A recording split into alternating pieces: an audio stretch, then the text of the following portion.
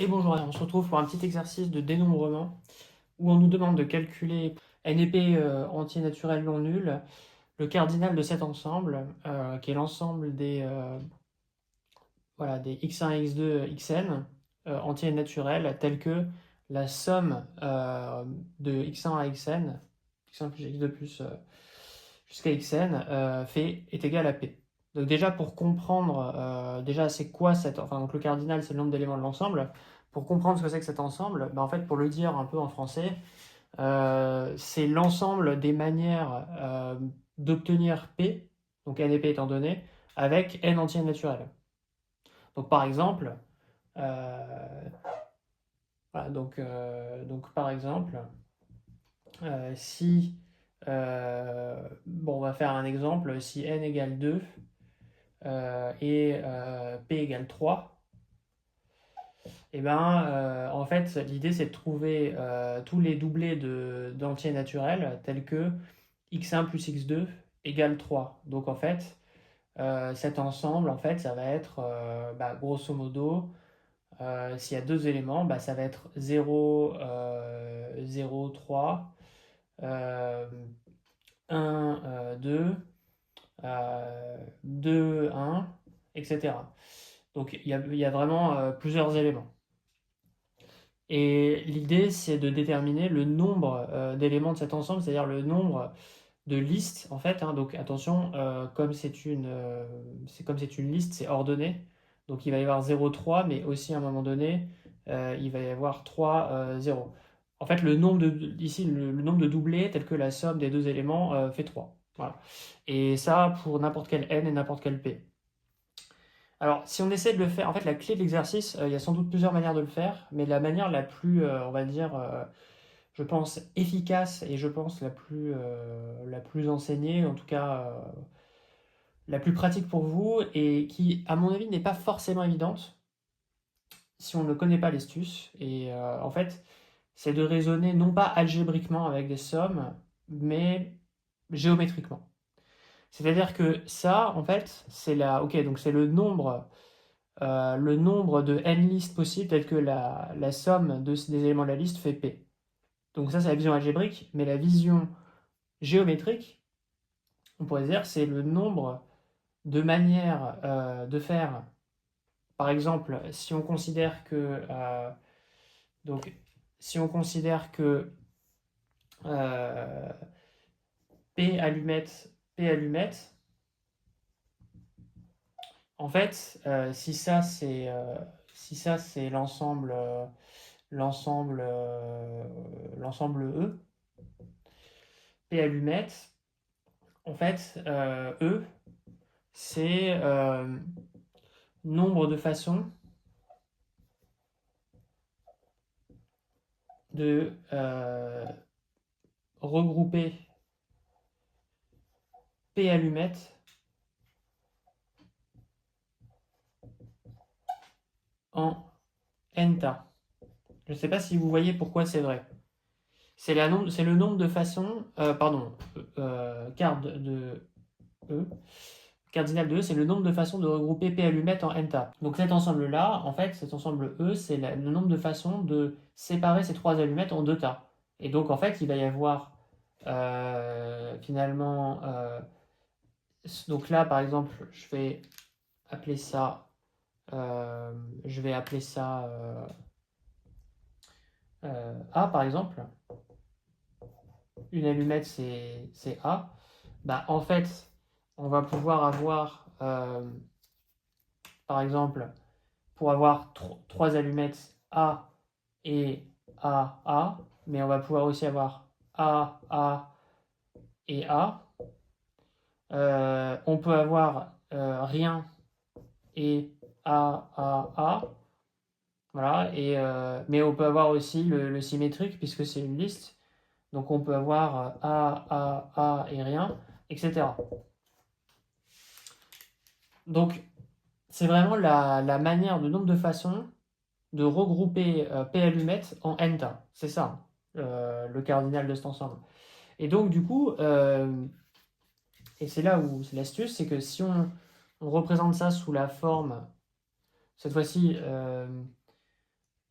voilà, d'une succession en fait d'allumettes dans l'espace. On va appeler,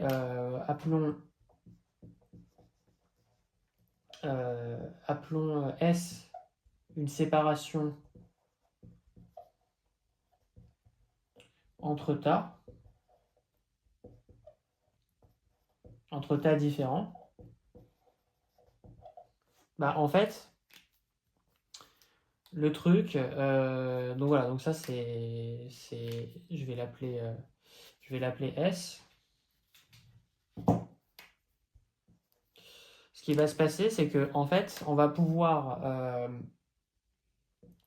représenter ça sous cette forme. On va voir A, puis par exemple une séparation, puis par exemple une allumette, puis une séparation, puis deux allumettes, puis une séparation, puis en fait si ça se trouve rien, une séparation, etc. Tac, tac, tac, tac, jusqu'à arriver à la dernière allumette. Donc au bout du bout, on a P allumettes. Et on a, donc là, ça c'est le tas 1, en fait, ça c'est x1, ça c'est x2, ça c'est x3, etc. Et on peut supposer par exemple que, hop, il y a ici le dernier tas qui est xn. Ok. Et donc en fait, le cardinal de cet ensemble, c'est le nombre de configurations possibles de cette liste de lettres. En fait, on peut le voir comme ça, et c'est ça l'astuce de l'exercice, c'est le nombre de configurations possibles de listes de lettres pour placer finalement, puisqu'il y a n tas en réalité, n-1 séparation, n-1 séparation entre P allumettes. C'est ça vraiment l'exercice de dénombrement en fait. Et donc voilà, quels sont finalement, quel est le nombre de configurations différentes? Bah, le nombre de configurations différentes, c'est quelque part le nombre de possibilités pour placer ces n-1 séparations dans la liste, en fait, dans cette liste-là. Pardon, le dernier c'est un A. Et donc en fait, le cardinal de cet ensemble, bah, en fait, on va placer n-1 séparation. C'est le nombre de manières de placer n-1 séparation parmi, non pas P allumette, attention, parce que ça c'est un espace, mais parmi le nombre de lettres total. Et ça, le nombre de lettres, bah, vous avez P allumette et vous avez n-1 séparation.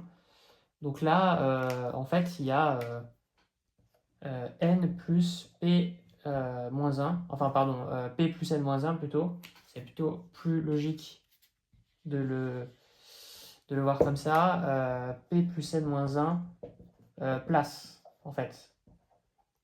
Donc on va placer les S séparations entre les différents tas d'allumettes, entre, enfin, les n-1 séparations parmi les P plus n-1 places qui sont possibles.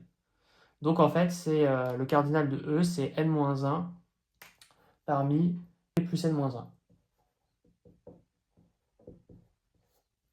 Voilà.